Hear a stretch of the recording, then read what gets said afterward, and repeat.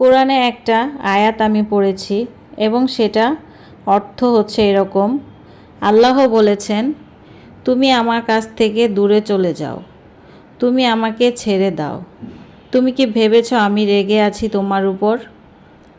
না, আমি আল্লাহ, আমি কথায় কথায় রাগ করি না।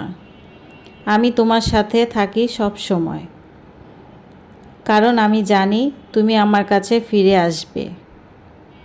তুমি বারবার, হাজারবার, লক্ষবার পথভ্রষ্ট হবে, কিন্তু আমি তোমাকে লক্ষবার সুযোগ দিব আমার কাছে ফিরে আসার। তোমার সমস্ত জীবনটাই সুযোগ।